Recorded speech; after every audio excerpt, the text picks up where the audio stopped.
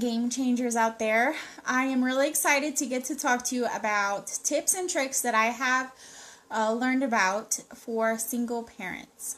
Now, I know a lot of times we think of only single moms, but I do know some single dads out there who became the primary caretakers for their children. So I'm saying single parents because I want it to be a message for anyone who raises your kid on your own. From maybe you had the baby with a partner who you weren't married to, or you didn't want to maintain a relationship once you were pregnant, to maybe you have gone through a divorce and now both parents are becoming single parents. So basically these are tips and tricks that can be used across the board, and really the thing is that these are tips and tricks that any parent can benefit from, whether that you are single or you are in a two-parent household. So I hope that you still listen in, even if you're not a single parent, or if you're thinking about becoming a parent. These will help you.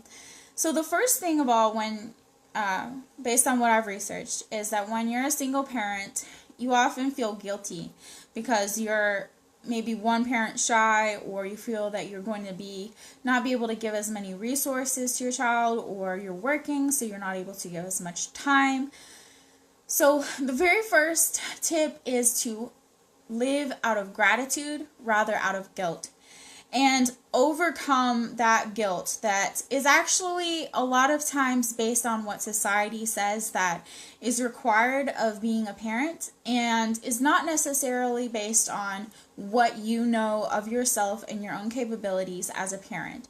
So instead of letting yourself be influenced to feel guilty and live out of a scarcity mindset as a parent, let's live out of a gratitude and a plenitude mindset, that I am grateful for everything that I do have as a parent and all of the things that I have proven that I'm capable of as a parent.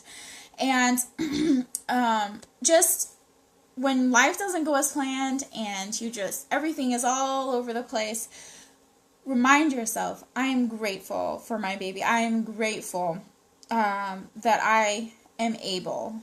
Whatever it is that you need to do, write it down in a journal, or say it out loud. I think it's good to say it out loud in front of your child and just help that to be part of your daily routine. So you say, what you're grateful for, and eventually your kids are going to start saying what they're grateful for, and it becomes a ritual and a part of your routine to be grateful for what's going on in your life, rather than to let yourself get down in the dumps because maybe you're guilty for not doing enough. But I can tell you, I know so many single parents who are awesome and rocking it. So the second thing that is sort of correlated is that you need to live out of positivity as a parent. So a lot of times in society, there's all of these statistics saying that children out of single parent households are going to have less than, and they're going to not benefit as much. And I know maybe my post yesterday sort of fed into that a little bit. What I was trying to do yesterday is just show that fathers can have a really good impact on their children, and that it creates a healthy bond between the child and the parent. And that was not meant to make anyone who is a single parent to feel less than. So if you're a single parent, don't think that just because you only have one parent in the household that your household is any less healthier of an environment than a two-parent household. There could be two-parent households where there's not good communication going on between mom and dad. There's a lot of fighting. The children aren't seeing or experiencing good communication towards themselves. And they're going to have repercussions and psychological trauma and stuff associated with that might not be in your household if you are a single parent and you're focusing on positive parenting skills. And one of the main basics ones I keep talking about is the empathetic parenting. And if you just keep going back to empathizing with your child, letting them understand their emotions, the two of you are going to grow, however many children, and you as a parent are going to grow in your empathy and grow in your ability to get through conflicts and get through hard and stressful times in a better, more balanced way. So The third tip that I'm going to teach you is that your approach to your self-care is going to be very important and influential on your kids' approach to their self-care. Not only is it going to impact them if you're not taking care of yourself, because maybe it will leach out in stress in your own behavior and cause you to have a breakdown in having positive parenting tactics and yelling at the kids or just neglecting them a little bit. So you want to take care of yourself. You want to make sure that you are not avoiding eating well, you're eating well, you're being you're exercising, you're making sure you maintain your social relationships. You make sure you engage in the things that you love and that build you up as a person, so that you don't lose sight of who you are as a parent. And again, these are things that can be for all parents. As first-time parents, a lot of times it just feels like your old life is going away, you've gotten disconnected from who you are, and now you're only just a parent. And it's not good for us to do that, because each of us is an awesome individual person who has beautiful stories to tell and wonderful gifts to tell, and we need to emulate to that to our children, that they also are endowed with an awesome story. And if we don't build them up, if we're not building ourselves up and showing that it's important to spend time on ourselves, then they're also going to think that all they have to do is the rat race for money and to make sure they're provided for, and they won't get to the mind level of I want to become a great person more than I just need to provide for my safety and my security.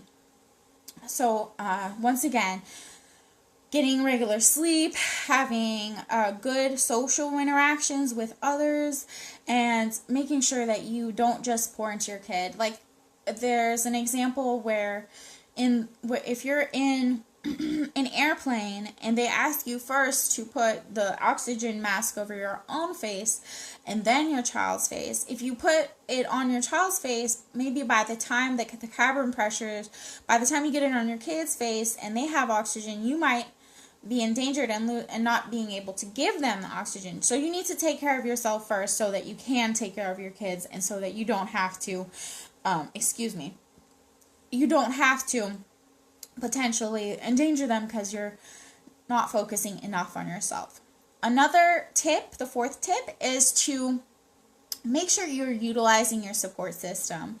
Make sure that you're engaging with the others around you, and that you don't just isolate yourself, because like they always say, it takes a village. And I think in the case of single parenting, that is even more so the case, because you do have only just one parent in the household, and you do need some time off for yourself every once in a while. So the people in your social group could be the ones who they watch your kid for free for you every once in a while, or they help you figure something out about parenting that is totally new to you and you're getting lost and frustrated, and they help provide you an answer.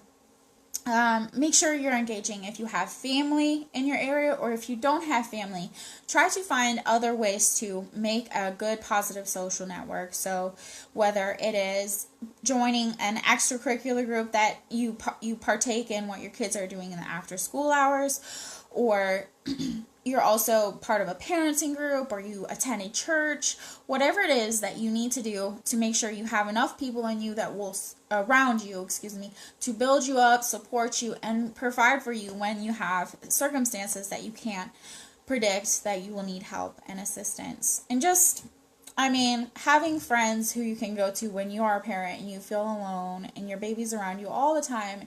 You need to have people that you can talk to who are on your same level. The next thing is to have mindful communication. Now, this is related to the e-parenting, so I won't go too much into it, but it's really good to question yourself. Okay, when I'm responding to my child, when they're doing something that I'm frustrated with, are they doing this to bother me? And if not, what are my emotions that are associated with this? So you can separate what your emotions are from the way you're actually parenting them and treating them. so that it doesn't eventually cause a trauma or cause them to have a wrong perception of how to deal with people when there is an issue that comes up. So you want to, if you're really getting upset, to step away if possible and give yourself that breather, whether it's you're in the other room and you put your baby or your toddler or your kid in a room where they're safe, and you just step away and you breathe it out and you pray, or you just think back to all the things that you know about how to parent right, and let that be your guide, so that when you actually go to the child, you're not being guided by strong emotions.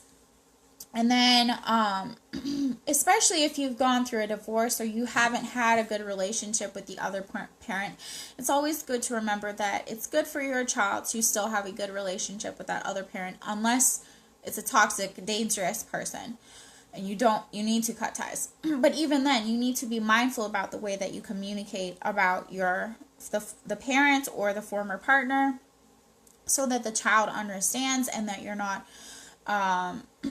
poisoning their mind against their other parent, or potentially poisoning your relationship with you and your child, because you're letting your hurt emotion seep into how you're communicating about the former partner or married spouse, and making your child resent you because you're being angry and you're letting your child into that emotion.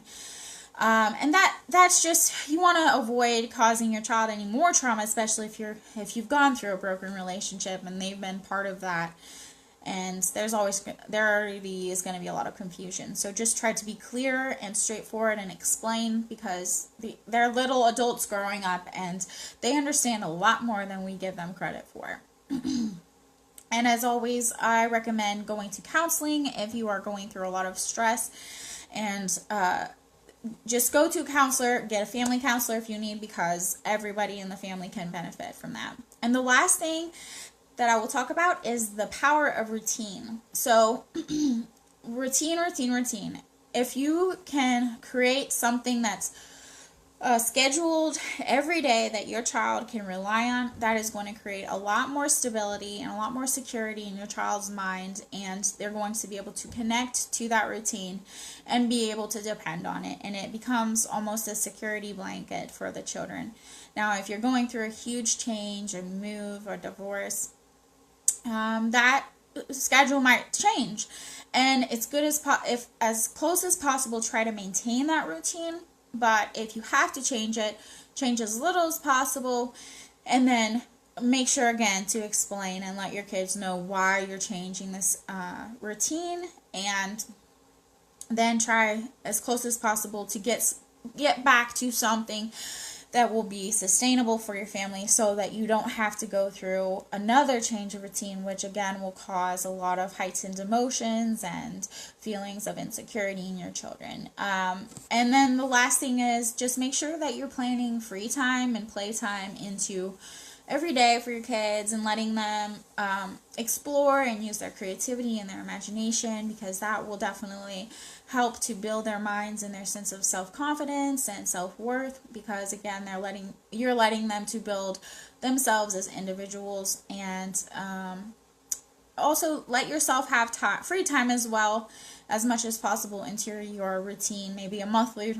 routine. You get to go out with your friends and have somebody watch the kids.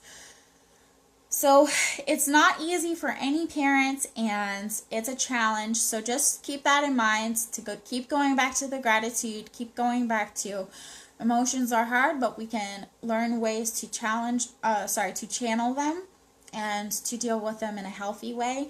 And I hope that these tips and tricks will assist you as you are growing as parents and leaders and game changers. And I wish you lots of love and peace. If any of you want to join my team, hit me up. I really want to talk to you about my network. And also, if you are interested in taking supplements that will make you feel a lot better and improve your health and well-being, also let me know. And I look forward to talking to you all. Nos vemos.